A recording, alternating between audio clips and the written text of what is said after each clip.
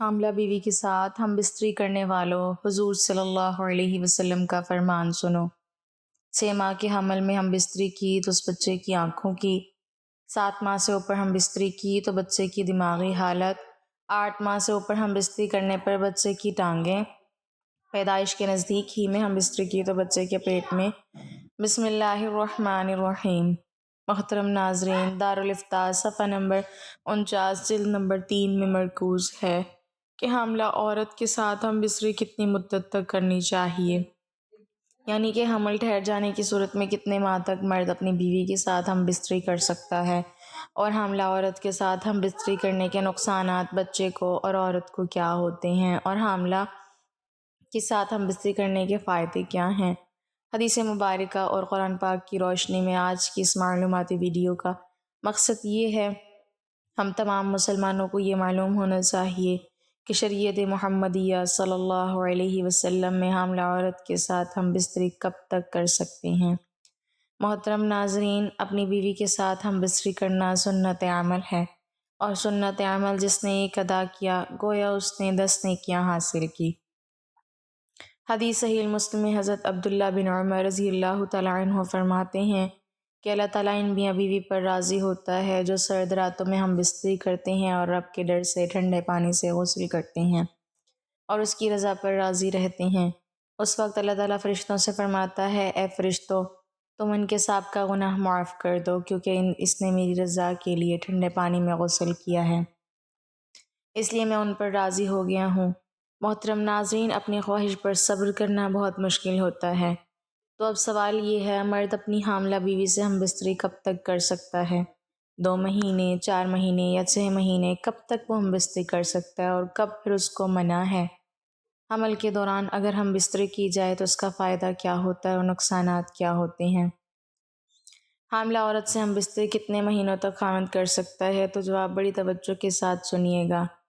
پہلے تو یہ سمجھنا ہوگا کن کن صورتوں میں اسلام کے اندر ہم بستری کرنا منع ہے۔ پہلی چیز ہے حیض کے دوران۔ حیض کی مدت کم سے کم 3 دن یا زیادہ سے زیادہ مدت ہے 10 دن۔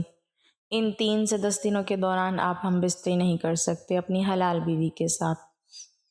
قرآن پاک نے عورت کے حیض کے ایام میں منع کر دیا ہے۔ ترجمہ کچھ یوں ہے کہ وہ سوال کرتے ہیں نبی پاک صلی اللہ علیہ وسلم سے کہ حیض کے بارے میں، تو اللہ تعالیٰ قرآن میں جب آپ کو کہہ دیا کہ عورتوں سے جدا رہو حیض کے دنوں میں، تو حیض کے دن کتنے ہیں؟ کم سے کم 3 دن اور زیادہ سے زیادہ 10 دن، تو حیض کے دنوں میں بچ کر رہنا ہوگا۔ محترم ناظرین، دوسری جگہ شریعت محمدیہ صلی اللہ علیہ وسلم نے جو قید اور منع فرمایا ہے اپنی حلال بیوی سے ہم بستری کرنے کو، وہ ہے نفاس کے دنوں میں۔ نفاس کیا ہوتا ہے؟ جب بچے کی پیدائش ہوتی ہے اس کے بعد عورت کی شرمگاہ سے خون آتا رہتا ہے، نجاست آتی رہتی ہے، تو جب تک نجاست بند نہ ہو جائے، جب بچہ پیدا ہو جائے، اس کی مدت نجاست بہنے کی کیا ہے؟ زیادہ سے زیادہ اس کے 40 دن ہوتے ہیں، اور کم از کم اس کی کوئی مدت نہیں ہے۔ وہ 8 دن کے بعد بھی بند ہو سکتا ہے، 10 دن بھی، کسی بھی وقت بند ہو سکتا ہے، تو ان دونوں میں بھی بیوی سے ہم بستری کرنا منع ہے۔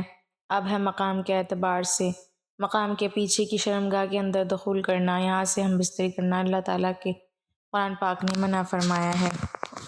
شریعت مطہرہ کے دیگر تمام علماء کرام اور ہمارے پیارے نبی حضرت محمد صلی اللہ علیہ وسلم سے یہ بات ثابت شدہ ہے، عورت کی پچھلی شرمگاہ سے ہم بستری کرنا، دخول کرنا حرام ہے، بچنا ہوگا، بہت بڑی اللہ کی ناراضگی والا عمل ہے، لہٰذا اس سے بچنا ہوگا۔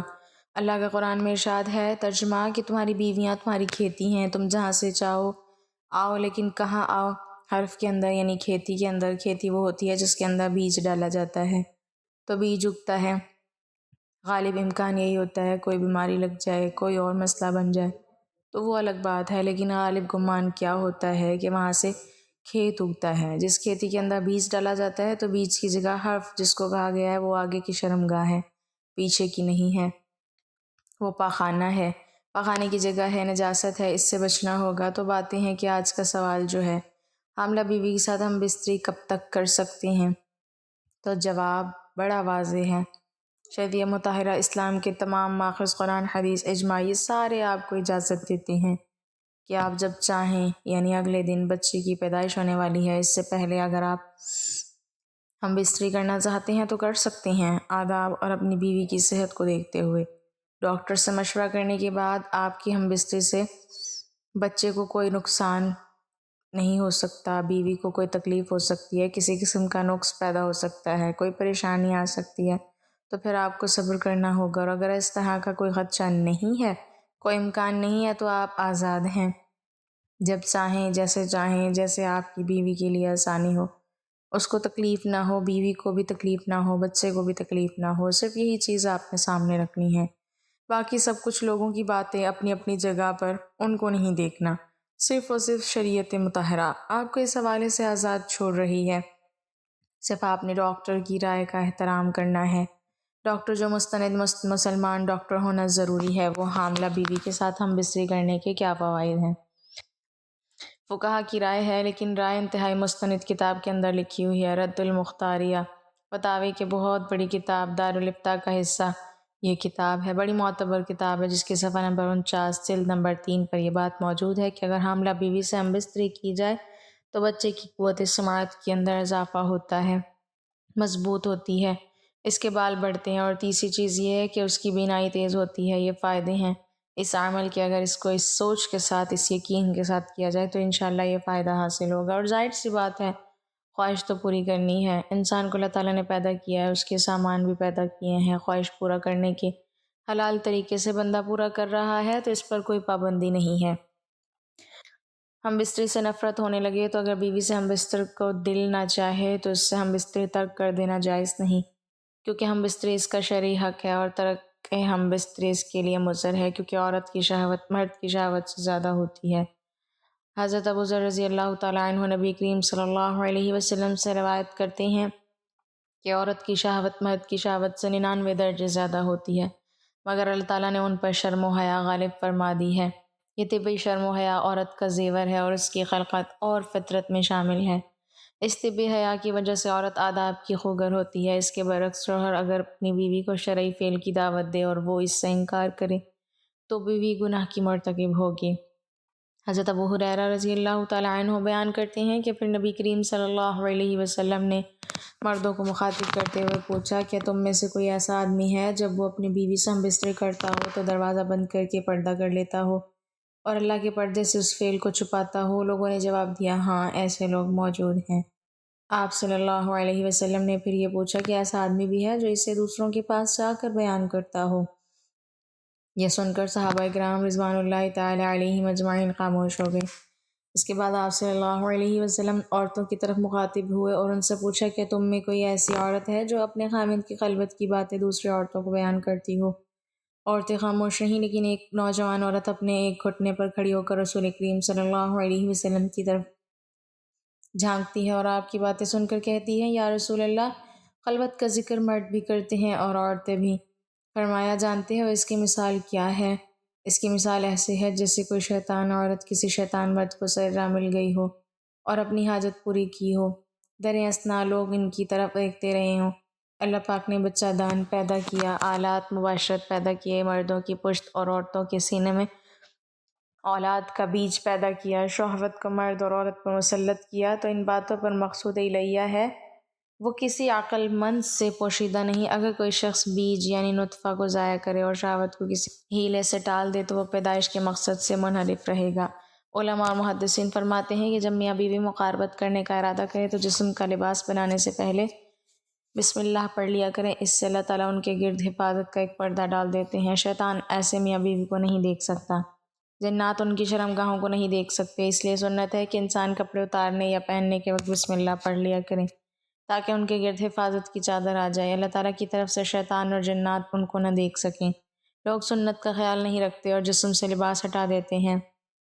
شیطان اور جنات ان کا جسم دیکھ لیتے ہیں، پھر کہتے ہیں کہ لڑکیوں کو جنات کا اثر ہو گیا، فلاں انسان پر جن کا اثر آ گیا اور شیطانی اثرات ہو گئے۔ بحیثیت ایک انسان اور مسلمان ہم نے نبی کریم صلی اللہ علیہ وسلم کی سنت کو چھوڑ کر خود اپنے لیے مصیبتیں خرید لیتے ہیں۔ اس لیے میاں بیوی کو چاہیے کہ جب اکٹھا ہونے کا ارادہ کریں تو اپنے جسم سے کپڑے علیحدہ کرنے سے پہلے بسم اللہ الرحمن الرحیم ضرور پڑھ لیں تاکہ ان کو آپس میں لیٹے ہوئے کوئی شیطان یا کوئی جن دیکھ نہ سکے۔ بلکہ شریعت نے یہ بات کہی کہ اگر جسم سے اپنا لباس ہٹائیں تو ایک بڑی چادر ہو جس کے اندر وہ دونوں ایک دوسرے سے ملیں۔ اس بڑی چادر کی وجہ سے اللہ تعالیٰ نے ان کی ہونے والی اولاد میں حیا پیدا فرمائیں گے۔ علماء اور محدثین فرماتے ہیں کہ جب میاں بیوی نے اپنے اوپر بڑی چادر لینے کا اہتمام کیا تو اللہ تعالیٰ نے فطری طور پر ان کو شرمیلی اور حیا والی اولاد سے نوازا، جو کہ والدین کے لیے آنکھوں اور دل کی ٹھنڈک کا ذریعہ بنی۔ علماء فرماتے ہیں اگر میاں بیوی کے ملاپ سے اولاد کا نطفہ ٹھہر گیا مگر میاں بیوی کی اگلی نماز قضا ہو گئی تو ان کی اولاد فاسق رہے گی۔ لہٰذا ایک ایسا معاملہ ہے جس میں مردوں اور عورتوں دونوں کے لیے دونوں کی طرف سے عموماً کوتاہی ہو ہی جاتی ہے۔